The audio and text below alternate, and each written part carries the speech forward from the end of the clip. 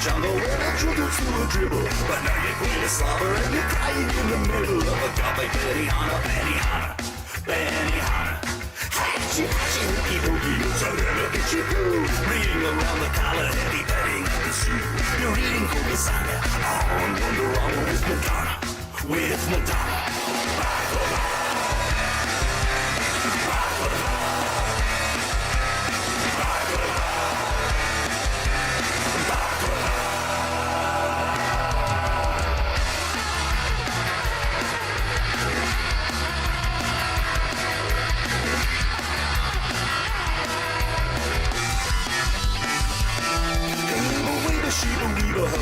Belladonna, there's a ram inside a riddle. A dump truck sayonara, and you're talking to a donkey in the bells of Tijuana.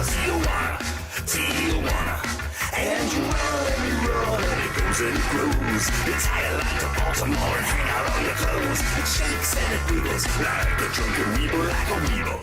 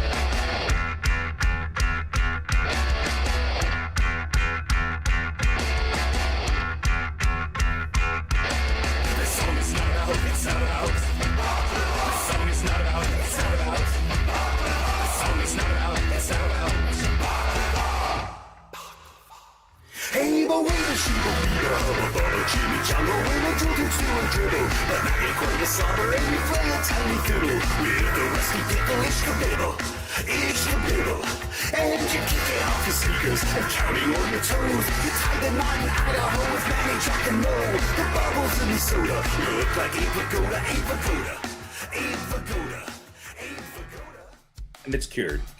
If you're gonna eat a pig, you might as well start. Better read the S. Start at the S and work your way through. There you go. All right. There you go. There's Johnny's Here we spot. go. Johnny's 5. Fantastic stuff. There you go. You just gagged? What the hell was that? If you're gonna eat a pig, start at the S. You just said if you're gonna eat a pig, start at the S and work your way through. Well, you know that I don't know if it's true, but you know the calamari story, right? Yeah. I mean, if you're gonna eat anything, start at the S and work your way through. That's kind of standard procedure, isn't it? I mean, that's a great Sunday night. Words to live by. Why would you start anywhere else? You know? Okay.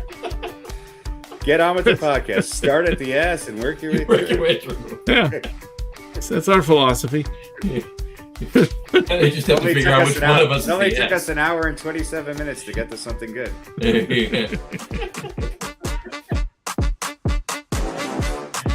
All right, everybody. Welcome out to the Get On With It Sports Show. It is Wednesday, June 3rd, 2026. Jersey Johnny coming at you. With me, as always, none of Mr. Radio PD and Mr. Harry Lugnuts. Say hello, gents. Hello, gentlemen. Greetings. Harry, nice hat. Very nice hat. Harry, you got a log on your hat. I do. You do. There you go. Is that, you know what? That reminds me. What is that the word log is on? It's a pig. Oh, should we start at the S and work our way through? Start wherever you like. All right, there we go. You could be talking about pigs. You could be talking about logs. There you go. But there's one way to, and one way only to start. So exactly. How are you, come in the back door and hope you make it out. Be ready to swim. Oh, you're not lying. All right. On that note, how are you two gents on this fine June evening? Well, for the next 40 minutes, I'm really optimistic. There you go. Go. I'm optimistic too. You just got to be. You got to be confident. You got to be confident. You know, and I am. I'm. You know, as I said to you guys before the show started, I was going to wear a Knicks jersey and a Knicks hat, but I haven't worn it thus far on any show throughout the playoffs, so I'm not starting now. When they win the finals, the show after that we celebrate them winning the finals, I will wear it then. You'll break out your Kiki Vanderway jersey. I will break out my Kiki Vanderway jersey and my Knicks baseball cap, and I'll put them on. Can't wait. Can't wait. By the way, before we go any further, let's welcome Dave Scardino back to the show. Hey, Dave, how are you, sir? There you go. Let's go Knicks. Yes, let's go Knicks. Go New York. Go New York. Go. Let's hope so. Yes. Let's hope they can put an oven mitt on Mitchell Robinson's right hand so he can push the Jolly Green Giant around. Yeah. Is it pinky? Is that what the problem was? It's his outside of his hand. It's okay. Basically, So somebody on the Boomer and Geo show this morning called up and said they wrote a song, a parody, and it was here's to you, Mitchell Robinson. New York loves you more than you will know. Make a damn free throw. Yeah, Boomer. People listen to Boomer Esiason, huh? Yeah, Boomer. About basketball. What a major league asshole. Yeah, he's really gotten bad over the years. Yeah. I of course had a little bit of affection for him because of his Jets past, but he sounds like RFK Jr. and he's dumber. So. Yeah, he's definitely got kind of a I know everything about everything. And, this guy. Yeah. You met him, huh? Yeah, there we go. Yeah, he says low power mode. Yeah, your battery's dying. That's because Apple products. Boomer's sucking up all the juice. Sucking all the juice out of your phone. There you go. Yeah. You know what you both have in common? What's that? 0 Super Bowl rings. Yes, you're absolutely correct. You are correct. Actually, I consider the fact that I have more than he because I'm a Giants fan. Because you stole one? No, I bought the stole one from Brady.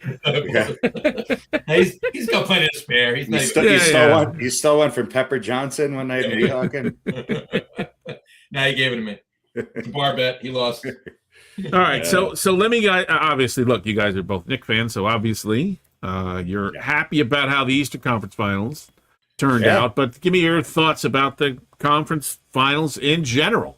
Particularly, obviously, the West, because that was far more interesting. Harry, you want to start? You want me to?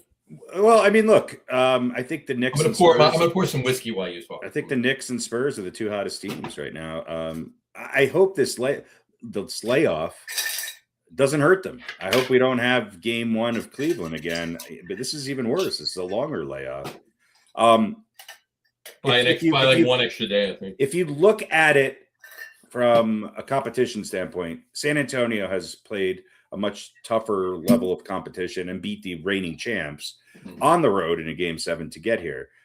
And I'm not saying the Knicks didn't beat good teams, but I don't really think Cleveland was on the same level as OKC. I gave the San Antonio a fighting chance against Oklahoma City. Oklahoma City had some injuries, and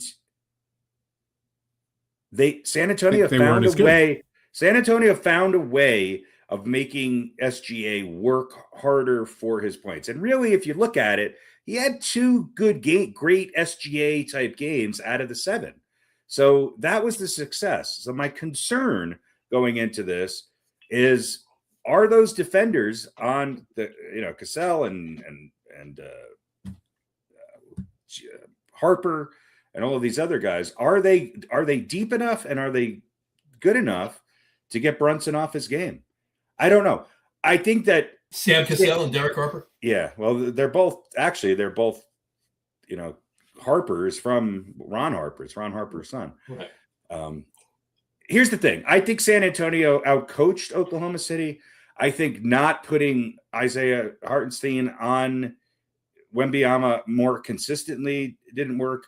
The Knicks, I think, are going to go in. They think that OG is going to be able to cover him based on stats where he's been the most successful defender of him compared to anybody else who's covered him for more than 100 minutes. He's been the most successful the whole season. So right. So we shall see. My concern with the Knicks is rust coming out of it, and can they match up to the defensive intensity and the size of San Antonio? And so I think they can. I think the key to this series, which is a difference maker, and he's a big number 2, on the Knicks is Cat. I think Karl Anthony Towns is the key to the Knicks winning a championship. And I think he will play well. I think he gets a bum rap. Look, you could say what you want about Brunson. Karl Anthony Towns has had a great, couple of years with the Knicks since he came here in that trade. So I think they have a chance. I think they need to take 1 out of 2 in San Antonio, and then I think the Garden needs to make the Spurs cry. So we'll see. The Spurs are favored. There's no doubt in my mind. I have to ask you, where is that ice cream truck? Is it in It's Long outside Island or Denver? Yeah, it's outside my window there. All right. Yeah. It's not here. We're not allowed to have ice cream trucks. Only marijuana vehicles. Only marijuana vehicles. Well, you would think one would follow the other, right? Yeah. When the weed truck comes by, Yeah. 2 minutes later, it ought to be the ice, or maybe 10 minutes later, it ought to be the ice cream. The ice cream or the hot dog truck. One of the other. So Harry, you actually in Denver. There are technically crack trolleys, basically. Yeah. Well, weed Charlies. Weed trolleys. Johnny, what do you think? A couple things. One, look, I got to be, as Harry said, for 40 minutes anyway. I had 30 now. I got to be confident that they're going to do the job. I think the Knicks are a better team than the Spurs. The Spurs scare me. I've been saying it all along. Everybody kept saying, "Oh, the Knicks should play the Spurs. They should play OKC." I wanted them to play OKC. So did I, especially with Williams hurt. Yeah. So, but I look the layoff, issues as Harry, as you pointed out. I think, and I shouldn't say I hope, but I think that they learned from from that layoff before the Cleveland series and what they were able to do once they got their shit together in the middle of that game or in the second half of that game. And I think they learned from that, and let's hope they did, right? But furthermore, you mentioned, the Spurs beat better talent. And yes, we all know the Western Conference is better than the Eastern Conference. On paper anyway, right? We'll see what happens in this series. But, yes, the Spurs beat a better team in OKC than the Knicks beat in Cleveland. Yes, 100%. However, and going back in the other series too, before that, the semifinals of that. But my thing is the Spurs, the Spurs scores were closer. The Knicks were blowing, for the most part. They were blowing everybody out. So the Knicks are schizophrenic. They lost 2 games to Atlanta, and then blew everybody else out, and haven't lost since, right? And just kept. I mean, the scores that they were putting up, the offensive explosions, knock on wood, that they were putting up. I gotta believe, we gotta believe that that's going to continue, and that OG is going to do his job against Wemby, and we'll see. And Robinson can, put another mid on and get those boards and take care of whatever D he's going to throw up there. Well, I mean, the Spurs are not just Wemby. That's the problem I have with the way the NBA is spinning this, and they're sucking his French cock. Right, but on ESPN. I agree with you, but here's the thing: well, if Wemby's not on the Spurs, and there's a serviceable center, right? No, I get it. Are they in the finals? No, but if Karl Anthony if Karl Anthony Towns isn't on the Knicks, they're not in the finals either. Agreed, but I think it's a lot closer without Cat than without Wemby. Right. And the Knicks, I think the Knicks are deeper than the Knicks without Brunson aren't anywhere near there. So. Right, but you could say that's true. Yeah, that's closer, kind of pretty much true about anybody. It's irrelevant. My point being is that actually I'm not sure. I think that the Spurs without Wemby, with the talent they have, I think can probably, if they played in the East, would have a better record than the Knicks without Brunson. Fair enough. Yeah, they got good young talent. They have good young talent, but that's another thing, right? They don't have the experience. Now, Wemby said something in an interview yesterday in Media Day. He said that he feels that they're going to do a good job in the finals because they don't have the experience. They don't know. I'm paraphrasing, right? He was basically saying that they're too stupid to know what this is about. but they're just going to forge through. Yeah, right? we haven't been here. We're not going to get nervous because we don't know how to get nervous. Yeah, there can be something to that, but it's. Let me let you in on a little secret. Neither of these teams have been to the NBA Finals. Yeah, right. But the Knicks have been there playoff series after playoff series this year, last year, the year before. They had the experience in Eastern Conference Finals from last year. Yeah. So they, for the most part, they have more playoff experience than the Spurs do. So sure. let's keep our fingers crossed and hope they do the right job. Hope they do the right thing and do. I think it's gonna be a good series, and I think it's gonna go 7. All right. Thank you. Here's what I'll say. To address, if I remember all those points. Rust, I can't imagine the rust will last any longer.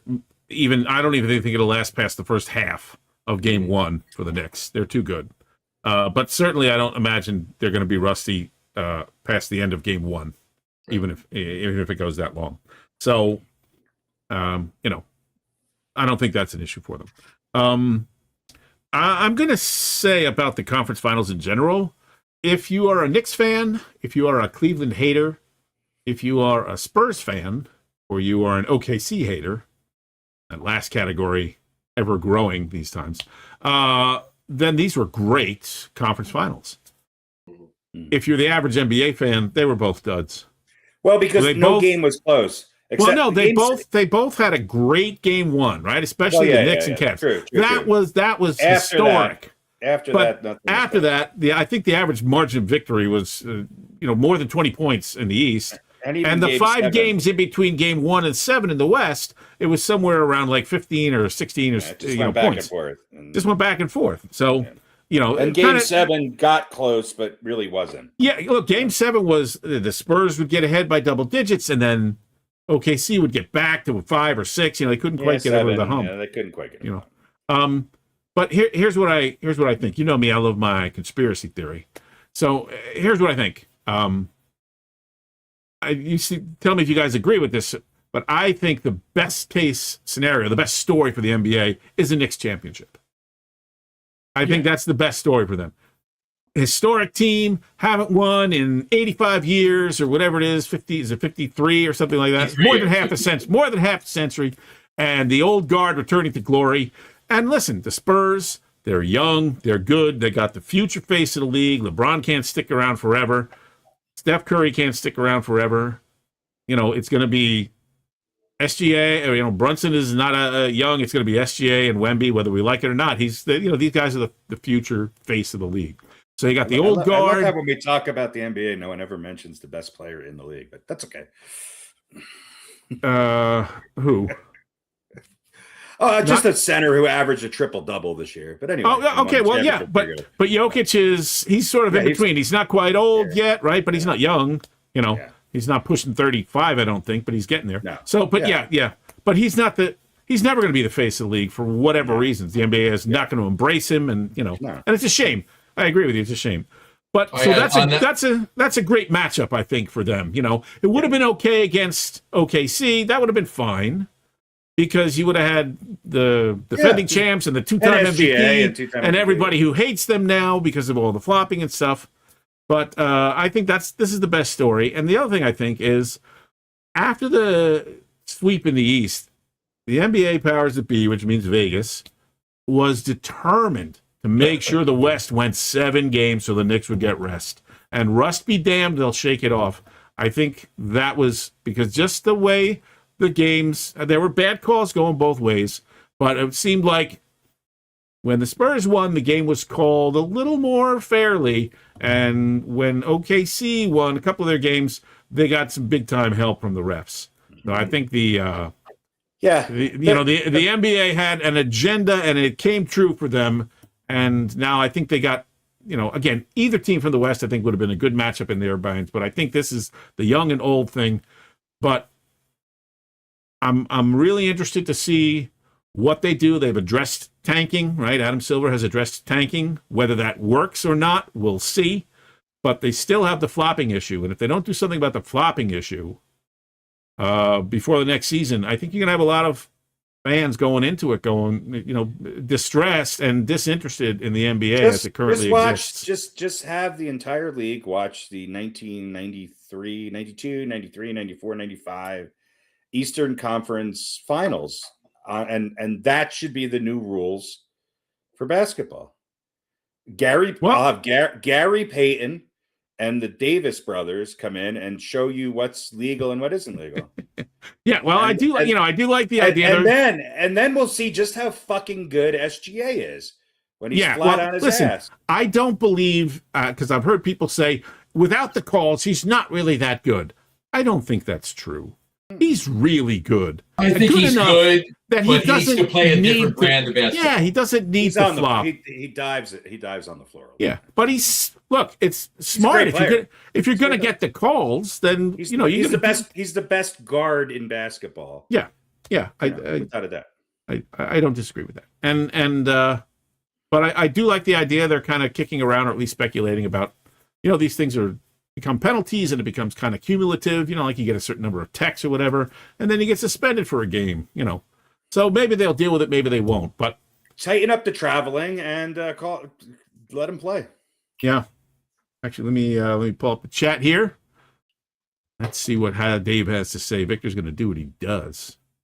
Can't let the rest of the team. The Knicks are better. Yeah. Okay. I think you're right. Victor's going to do what he does, which is inconsistent. One game he's on, the next game he disappears. Well, he also got the shit beat out of him. Good. He deserves in a couple of those games. Well, listen, your ex-boy Hartenstein should have been fouled out by halftime of that one game. Yeah, he should have. He should have. Dave, they win one. Love Mitch too, but yeah, let's just say he said Knicks are a better team, and if their bench continues to play the way they have, can't stop them. I agree with that 100%, Dave. And like I was saying before, the Knicks are a deeper team than the Spurs. Knock on wood, the way they've been playing anyway. Yeah, you guys live in a bubble.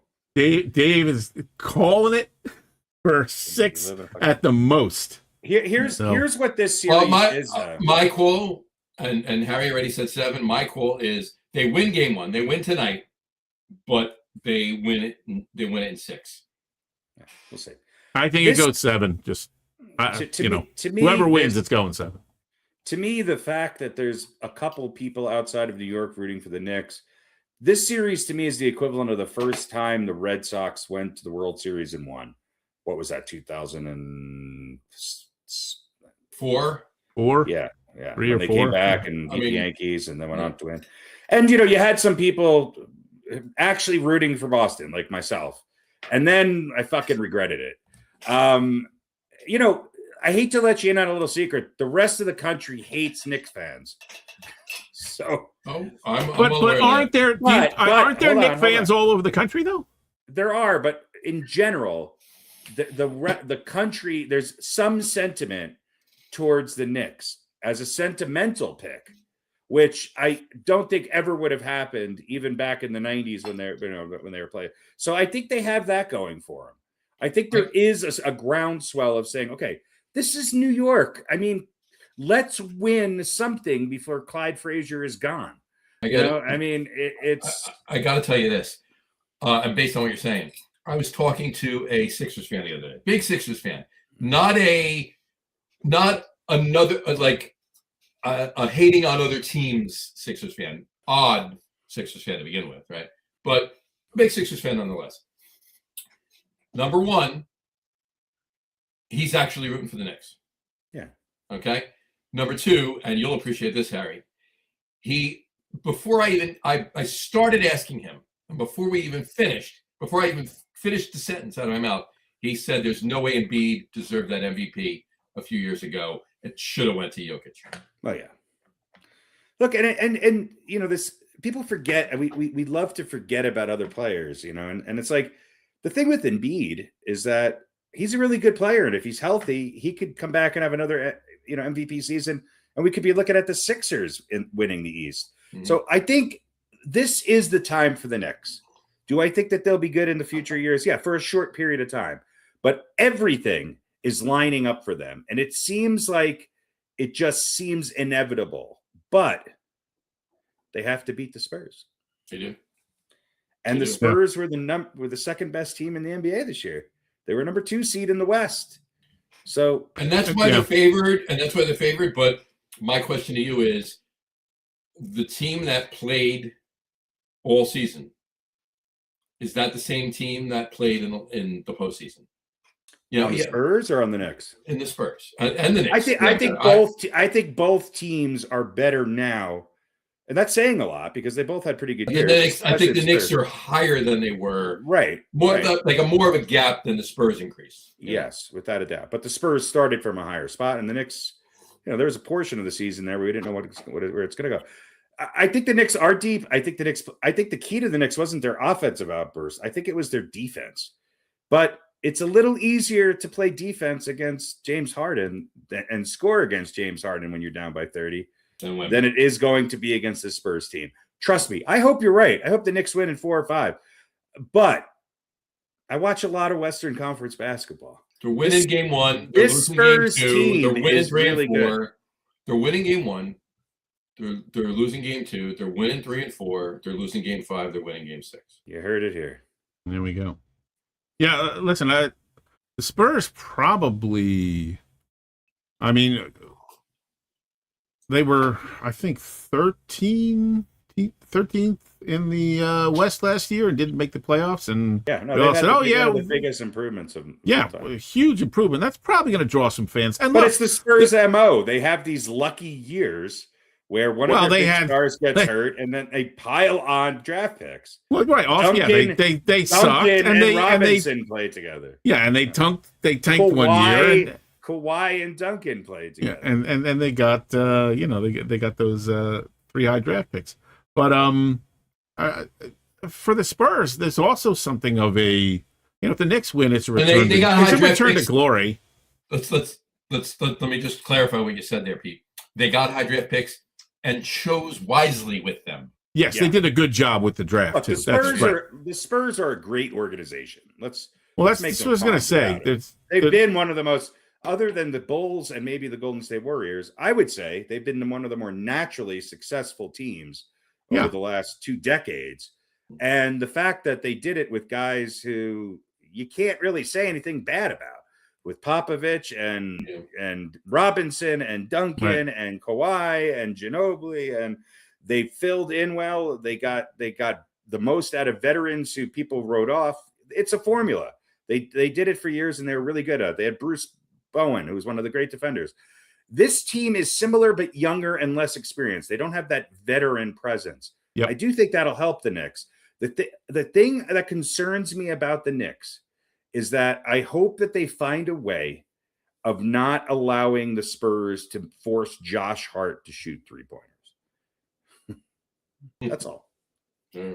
Well, because they all watch this show. Don't give them any hints. Yeah. What I was going to say is, as much as this can be a Knicks return to glory, this could also be kind of a Spurs return to glory, right? Because they haven't won the championship in 30-something years, right? The Spurs? No, when did they win last? Didn't they beat the Nets in one of the 2? It hasn't been 30 years. If it's been 30 years, I feel really like 23 years. Yeah. Oh, no. Did they last win? 20.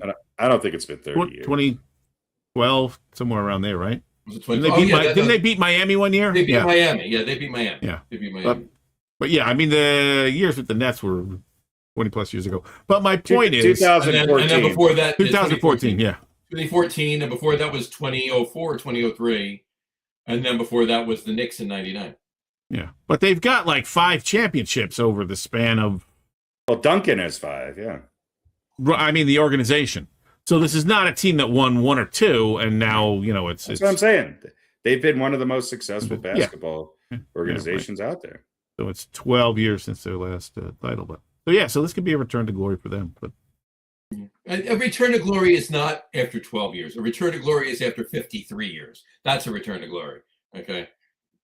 Well, yeah, I guess. Well, I think if you win more than one, the Spurs are a young team. Look at it this way. I'm not. And look, the powers that be, the Knicks are going to win or lose, and the Spurs are going to win or lose.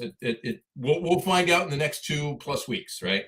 But here's my thing: the Spurs are a young team. They're going to be around as a young team, as a good, solid young team for many years to come. They're going to be. It's going to be, as Harry said before, it's going to be Wemby and SGA. Wemby and SGA. It's going to be the Spurs and the Thunder in our faces every year, right?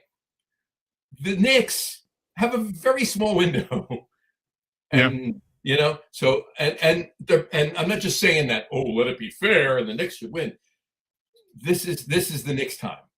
Yeah, they have the experience, they have the age, they have It's right there. They should go right there. Go get it. Get the stand finals, and then we'll go from there. We'll take it from there. I'm done. That's all I have to say. All right. Win. Just wanted to say thank you, Dave. He appreciates what we're talking about here. So, all right. There's actually another sport that's heading into their finals. In fact, they've played one game, and no Avalanche. The hated Hurricanes. Really is this one of those? Has anyone seen the map where Carolina is rooting for the Hurricanes, maybe half of it, and then the rest of the country wants Vegas to win? I haven't seen that meme yet, but I just wonder what the breakdown is. I'll make it when the show's over. 75% of the country doesn't know who the fuck is in the finals. 22% doesn't give a shit. And the other 3% are Canadians. There's 4,000 people in Vegas rooting for the Knights, and there's 600 people in Carolina rooting for the Hurricanes. I was kind of checked out of following intently once Buffalo lost, because I was just all about Buffalo. And then I kind of switched allegiances to obviously Colorado. And Montreal. Colorado or Montreal, but yeah, I was hoping for a Colorado Montreal, and we all were. We said in the last show, and of course, neither of them got there. So, Harry, thank you. Well, you know what? Let me wait before we move on. Let me ask you guys one quick question about a Knicks championship, or because Dave said the city and their fans are ready for a Knicks championship. Oh yeah. What is going to be worse for the city, a Knicks win or a Knicks loss? Or do you think it's going to? What's going to be worse? In terms of the damage and the over exuberance that some fans tend to have. Okay, all right. Well, but this is not Philly. New York is not Philly. No, but it's New York. Hey, we did not destroy anything after Game 5 or 6 was interrupted by an OJ chase, and Game 7 was interrupted by John Starks. If the city back then in the fucking 90s didn't fucking tear something apart, they're not going to do it this time. Now, hopefully if they lose. And Harry was in Jersey for both of those games. Hopefully if they win or lose, they will drag Timothy Chalamet through the streets of Times Square. Just on principle. Just on principle. Spike Lee and Ben Stiller will drag Timothy Chalamet through the streets of New York. Now, listen, I would just say I would be more worried about the older guys like us than the younger guys. Because the older guys have been waiting for 50 years for this championship. Not that they're going to light cars on fire, but I think the older guys are, if they win, are going to have, you're going to have people in the emergency rooms that can't believe it actually fucking happened. Am I actually saying this? All right, sorry, didn't want to get too far off track, but here's my thing on hockey, and last night's game was an incredible game, and John Tortorella has that Golden Knights team believing that they can win any game down any amount of goals. And the pressure that they put on Carolina yesterday was insane. It reminded me of, I don't know if I've ever seen a team just at will put that kind of pressure on in such a concentrated period of time after being down 2 goals. They're the first team in I think it's in the NHL Stanley Cup Finals history that were down multiple goals that came back and won the game. Yeah. So, but it was the manner in which they did it. Vegas is winning the game in the cup, which I'm all right with. And listen, you guys know more hockey history or bigger hockey fans than I am, but Sports coming in when he came in and turning this team around. That's an incredible story, isn't it? I want him to take over the Yankees in August. He can do both. He might have to. Yeah. Well, he should be hopefully done by then. With the NHL finals. You just come in and just for the end of the year, End of the year. That's it. August to the playoffs. Done. Yeah. For the expanded rosters and a run through the playoffs, and then I don't think he's under contract for next year anyway with Vegas. I don't think so. Well, if he wins the cup, I think maybe they'll do something. Well, I know. Yeah, maybe that would maybe, be maybe. that would be funny if they didn't. Yeah. Thanks, John. Here's your box. See ya. Yeah. Don't let the ass hit you on the door. Door hit you in the ass. Don't let the ass hit you on the door. We'll call you in April. Yeah. Depending on our record. Performing by 12 games and we're in third place, we'll call you. Yeah.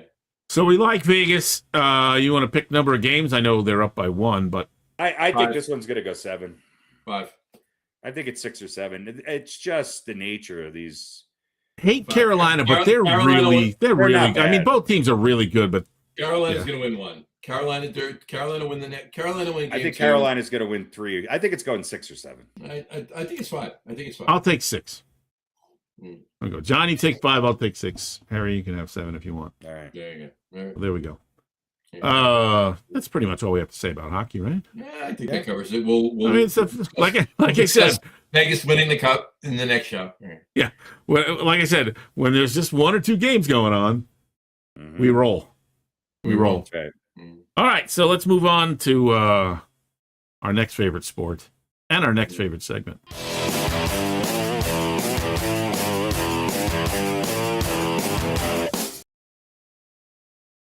Now, John, I want you to concentrate. I was concentrating. Oh, there she is. Okay. Yeah, there she is. All right. She's here for you now. We have to find out who she is. I know. So, I kind all of right. like not knowing. Yeah, the allure of the unknown. I just like staring into John Malkovich's eyes.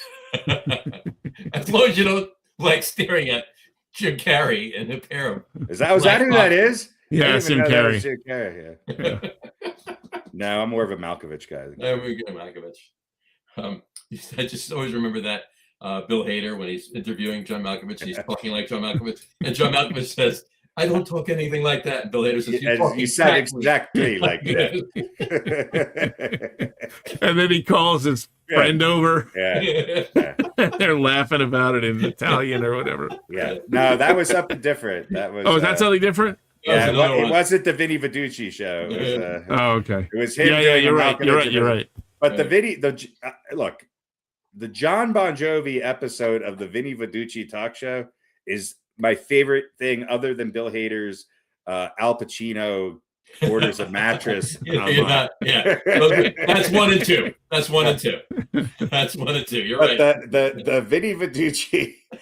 And when John Bon Jovi finds out that there's a commercial in Italy where John Bon Jovi's pushing cigarettes on children, it's just, and then you turn back, the ashtray's empty, and then 2 seconds later, it's filled up, and then it's so good. If you ever watched Italian television, you realize that it took 3 minutes for him to watch a talk show and just get everything he needed for that character. Right.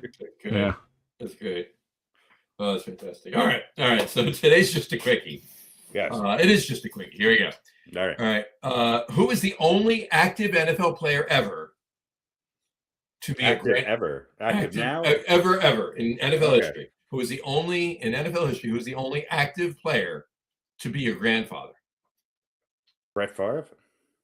That was quick. I'll say Brett Favre.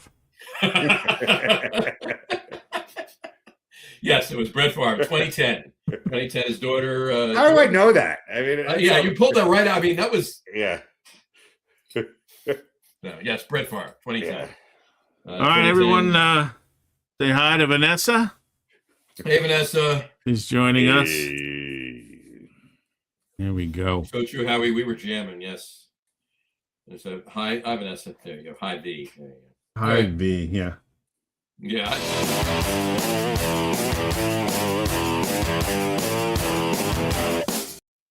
All right. And that was just a quickie. There you go. One Just more a time, quickie. just for you guys. 10-minute quickie. Yeah. All right. I think we have a little more NFL stuff to talk about. Really quick. You're wearing the Giants uniform there. Actually, yeah. Right. I'm starting to worry about John Harbaugh. Well, June 1st was you can start moving players around, trades and everything else like that. He chose to move the players he could physically catch. Right? So, all right. So the Giants signed, and I've got a couple things to talk about here, but let's start with the Giants. The Giants signed OBJ, all right, which is why I'm wearing this jersey today. Right? I got a feeling that he'll wind up getting this number back from Jalen Hyatt. They signed Stephen Baker. They signed Stephen Baker. Zeke Mowat and Zeke Mowat. There you go. There's a blast in the past. He could have signed Zeke Mowat. Who knows? Whatchamacallit? He signed OBJ. They signed Braxton Berrios and Juju Smith, right? And they signed Juju Smith-Schuster. Right.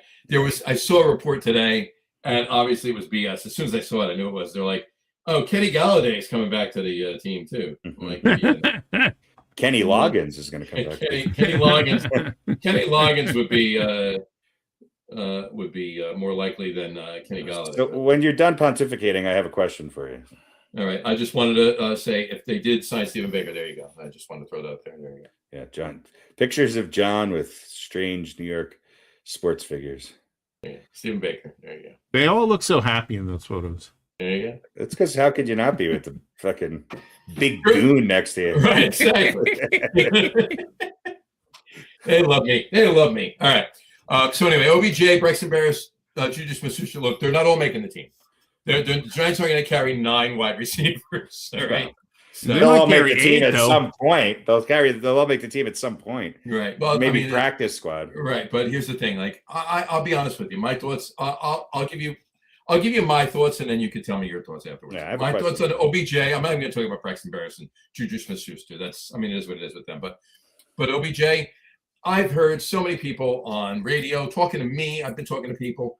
Like, they're like, what the hell are they doing signing OBJ? He's such a horrible locker room guy. He's going to screw up people. Look, he was with Harbaugh in Baltimore. If he was such a bad person in the locker room, there's no way Harbaugh is signing him. All right, it's not going to happen. Harbaugh signed some old guys in Baltimore, too, that didn't pan out very well. Well, whatever. If he's not going to pan out, then they'll cut him, right? But if he can – here's my thing. I think that he's there. He's not there to catch 90 passes. He's probably going to catch 6 the whole season, right?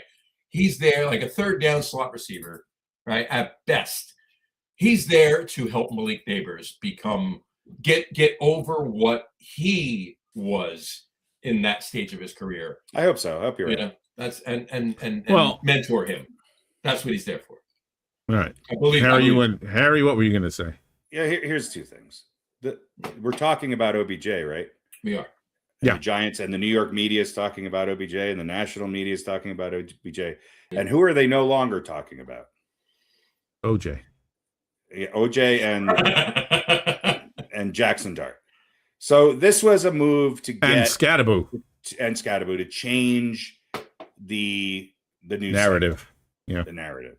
Number 2, I don't really care about all these old signings because, like John said, I don't think they're going to have a big impact on the team. I'm concerned. Here's my question to you. Does this kind of tell you that maybe the Malik Neighbors injury is worse than he's not letting on? He's not starting the season. I didn't see it, but I heard a lot of people talk. He played in a charity softball game the other night. Well, that's what I was gonna ask you guys about. Actually, he could not run to first base. I'm wondering if he's going to play at all this year. No, he'll play, but he's going to play like half, maybe. There's a lot of talk out there, John. They're really concerned about him. A lot of speculative. I'm going to go the season on the physically unable to perform list, and he's on going the to jump pup in. list. Yeah, it's on the pup list. He's going to be week 9, week 10. You'll see him. That's what's going to happen. Let me go a step further. Right? Well, it is like they're obviously trying to find a replacement or 2 replacements. Let me take it a step further.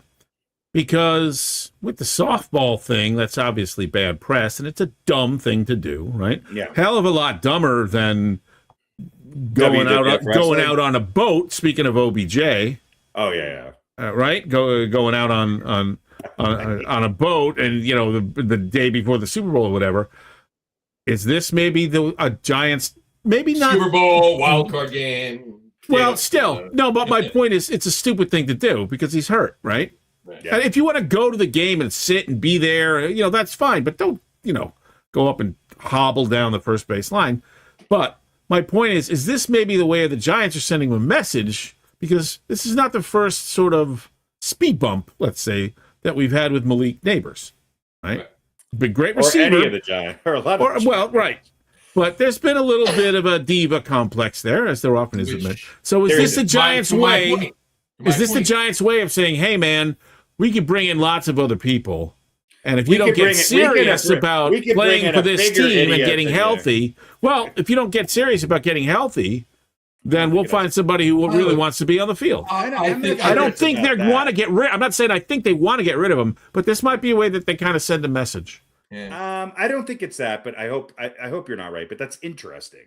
I didn't think about it that way. I think that's really interesting. It is interesting. I think that Neighbors overall is probably a little better on the field and in practice than some of the incidents that have been brought to light. Right, he's worth it. He's worth it. The Giants know that this guy is their future for the next 2 or 3 years until his, whatever contract is up and they sign somebody else, right? So right. My point to this is that I think that they're hedging their bets on, all right, let's say the Giants are let's say they're good, they're bad, or they're in the middle. I think they want to have some flexibility with having to, if they're not going to compete for a playoff spot, then they might not bring them back this year. That's my take. Well, they're going to have eight. If they're not in the mix for, like, if they're not in the mix, but if they're not comfortably feasibly heading towards a playoff spot by week 9 or 10, what's the point of even exactly right? Yeah, they're going to have 8 or 9 weeks to figure out. Can we get there? And is he healthy enough? Is this Harbaugh and the Giants' way of saying, okay, I'm going to get enough receivers that I could get through a season without having to pay a ton of money and build on this season and then really prep for next. Right. Well, that's kind of my take. Look, you're not wrong. Neither of you are wrong, and I'll tell you why. Harry, that's spot on with what you're saying. And Pete, to your point, you're not. It's interesting that you say that about Neighbors. I never thought, as Harry was saying, I didn't think about it with Neighbors, but that's 100% true with Jalen Hyatt. 100% true with Jalen Hyatt. Look, dude, either you should have got off the pot because you were a higher draft pick, not a high draft pick, but a higher draft pick. You had good skills. You have good skills. You've done shit while you're here. Yeah. All right. What are you going to do? We can bring these guys in. You can go bye-bye. We don't care. Pick. What are you going to do? So I think that's 100% true about Jalen Hyatt.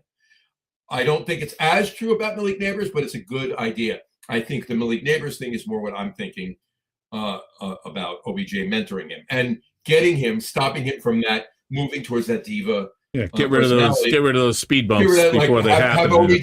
Have OBJ look at him and say, "Look, asshole, I've been you, and I fucked my career up, and I was better at being you, Okay. Well, all he's got to say is, Malik, do you want to go to Cleveland? Right. Because they can resurrect. By the way, Dave says, y'all know I'm a disgruntled Cowboys fan. He believes in Harbaugh, though. I think the Giants' future is pretty bright. But listen, look, what does the media do? John Harbaugh, they hired him. Oh, he's going to turn the team around. We're talking about the playoffs. They could win 10 games and blah, blah, blah. Playoffs. But that's what the media does. Build him up, pump up the hype, and then when it doesn't work out, tear him down. I think Harbaugh is a realist, and let's face it, the Giants have never, with the exception of maybe OBJ, the Giants have never been long for receivers. They have drafted and then drafted again and then drafted again, especially since the Coughlin years. They just don't invest long term. I think the longest but they don't draft receiver ever is still on a team, and it's Darius Slayton. Yeah. But they usually, as we've talked about a million times, they don't usually draft them very high. There are some exceptions to that. It's one area where the Giants do draft well, right? Historically, but I think that feeds into the point. If we're not drafting these guys in the top 10, then we know we can go out and get another one later in the round, early in the second round. You know, they have an eye for that. So 2 years from now. Here's my question, John, because you know better than I do. What's the Giants' starting receiver depth chart without Neighbors to start the year? What Without Neighbors, including these guys, you got. I mean, there's Neighbors, obviously. You got OBJ. But Neighbors, Berrios, he's out of the picture. All right, so without Neighbors, obviously OBJ, Berrios, Schuster. You got Slayton. You got Hyatt. You got and two guys that they they had one they drafted this year. We'll see.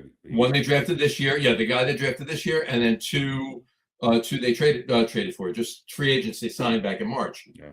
So who's number one? Who's the number one guy? Who's the number one guy? Who's the number one guy right now without Neighbors? It's OBJ or Slayton, really. Is it OBJ's take? That doesn't bode well. No, it doesn't. So. Yeah. I mean, it's Slayton, let's go. But listen, this could be. Look, Berrios is still young and dynamic. He could have a breakout year. Well, he might be better off. See, I think he would be better if Neighbors was there because he could be a 2 or 3. Yeah, and so the pressure isn't going to be on him. He's still probably going to be a 3 anyway. Yeah. But a guy like Schuster, he's not young anymore, right? He's getting on in years. But he could have Malachi Fields, Darnell Mooney. Yeah. And Calvin Austin III. Yeah. So we're not talking. It sounds like a rodeo team. They have Isaiah Hodgins too. They have Isaiah. A couple of these guys are going to wind up on special teams too. They are and probably Braxton Berrios. Well, yeah, because that's what he does best. Because what's his face? What's his face? I have no idea who you're talking about. No, the kid last year. Leon Bright. Yeah, not so. Leon Washington. Leon Spinks? I forget his name. I'll think of it. That's fine. We're going in too far into the weeds. No. He got hurt recently. He's out for the season. Yes, and the Giants also lost a defensive tackle. But anyway, look, we'll see. We shall see. I think it's just. I don't think there's a lot of available receivers out there. Yeah, but you know what? This could be a really good strategy. Just let's pile these guys up, see who rises to the top. Nobody is definitively, without a doubt, the number one right now. So you guys go out there and Harbaugh's he's that guy. He's got enough juice that he'll say, put up or shut up, or you're going to sit. Right? If you're not good enough, you're not going to play all the time. And he's good enough to say to any of these divas, anybody who might be a diva, knock that shit off. Show us you want to play, or you're gone. James Winston, too, by the way, he's a wide receiver. Yeah, he's going to be the H back. So that's No, all right. Nothing on the scoreboard there. All right. Let's do. Okay, hold on. And one other thing. Yesterday or the day before too, Myles Garrett traded to Cleveland to LA, and Cleveland got back Jared Verse for him, which tells me and a bunch of picks. They got quarterback. They got a quarterback package. But it's 2 years from now. Yeah, 2 years from now. And I got to be honest with you. This tells me that this upcoming season is Matthew Stafford's last season. He's retiring after this year, so the Rams are going all in. Let's do it. And they actually are. There's a rumor out there right now that Aaron Donald wants to come back. He's not coming back. So if I were him, I'd consider it. But all right. So well, that's it for our incredibly concise football segment. Let's do a little question of the day. Question of the day. Yeah, question of the day. Do you want it? Are you sure? Well, here it is. The question of the day. All right. Here we go. Right. Hit us, Johnny. Question of the day is actually interesting sports fact of the week. I can make it a question if you like, but I'm just going to give you the sports fact. Yeah, answer it in the form of a question. There we go. Who is no? So we'll do it like this. So no, I'm just going to give it to you. It's interesting sports fact of the week. Question of the day. Interesting sports fact of the week falls under question of the day. So that's what it is. So there we go. Barry Sanders has the most negative rushing yards in NFL history with negative 952. Negative 952 rushing. Not net, but just no. That's his negative yards. Yeah. That's the yards he lost. Because he had imagine how much he had. Hold on. The yards that he lost from the line of scrimmage was negative 952. Okay, but yet he still ranks 4th all time in rushing. Mm-hmm. And he retired early. Right, and he lost almost 1,000 yards over those years. Yeah, where would he be? I wonder if. Here's the question. Retire? Well, no. Let's say he only lost 150 yards. I don't know what the average for a guy who plays. How many years did he play? 8 years, whatever it was. 10. Probably 10. Yeah. 89 and 98. So it's hard because his style is so different than anybody else. It's hard to say. Oh, but what's the average running back lose? What's their negative yards in a season? Let's say it's the 150, like you said. Let's say it's less than that. It's probably even the guys who carry the ball out. It's probably under 50. Yeah. But for 10 seasons though. Well, but it can't be that. I mean, that's an incredible number, right? That's what was it? That's 90 something yards each year over 10 years, roughly. Right. Mm-hmm. So you would think it would have to be is the number 2 guy at 800 or 750 or whatever. I don't know. I tend to think the number 2 guy is probably at like 400 or 500. Oh, they didn't count it during Trent Tarkenton's years. So yeah, that's right. He might have been like 60, 80 yards on the plus side when it all shakes out. He wasn't a running back, so they didn't count that. Yeah, they didn't count that. Tarkenton actually lost 20,000 yards. Yeah, who was the other guy who always lost? I bet Walter Payton's negative yardage was pretty high. I gotta look. I gotta because he stopped and danced around a lot in the backfield. Yeah. Derrick Henry's negative yards are not very much. No. Well, didn't OJ the year he ran for 2,000? He had the 2,000, and then they put him back in, and he lost a couple of yards, and then he had to get back over 2,000. I mean, imagine if he hadn't been able to get back over. That would have been if he hadn't murdered 2 people, it would have been a tragedy. But given his actual history, that sort of would have been justice, I guess, if he hadn't gotten it. Anyway. Here you go. There we go. Smith. Edgerrin James is number 2 with 527 yards. Emmitt Smith is Fred Taylor's 3rd with 514. Emmitt Smith 508, 4th. Tiki Barber 5th with 506. That makes sense. But Barry Sanders is number 1, and he's got like almost 500 yards more. Yeah, he's number 1 by a lot. Yeah. So I don't know. It's would we have if he had, let's say, another 400 yards, right, and he was in that 500 range instead of the 900 range, would we have any greater accolades for him? I don't know where is he on the all-time list? Is that yardage going to get him into 3rd, or is he just going to be a little bit close, less of a distant 4th? In other words, I don't know if that 400 yards we would there's nobody that should be saying, oh, Sanders, he was okay. Everyone knows he's one of the all-time greats. So I don't think plus 400 yards is going to make anybody think any more of him. No. But yeah, that's a crazy stat.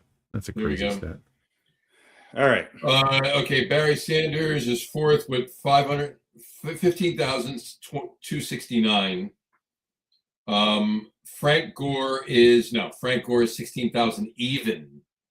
So he's 731 ahead of him. Okay. So he's still would have been in 4th. Frank Gore played 40 seasons. Frank Gore played, I was going to say 44 seasons, but Frank Gore didn't go back. I will say this: he didn't go backwards very much. Frank Gore was not. I'm going to dance around. That's the one player that if the Giants signed, I wouldn't be shocked. Frank Gore. Frank Gore. And Walter Payton is number 2 with 16,726, so 726 yards more than Frank Gore, and then over 1,600 more yards than Walter Payton, of course, was Mr. E. Smith. There we go. Systems running back. Systems running back, right? The ultimate systems running back. Mm-hmm. All right. Very quickly, the World Cup is starting next week, I believe it is. Next 13th. Next Friday, USA and Paraguay, game 1. Mm-hmm. So Go USA. So far, we haven't seen any issues with anybody getting taken out by ice. Haven't seen a team running out onto the field, onto the pitch for a game, chased down by ice agents. At least not yet. It's summer, so the ice isn't an issue. Yeah, that's true. Well, I know. They don't like to wear all that gear because it's hot out there. So, right.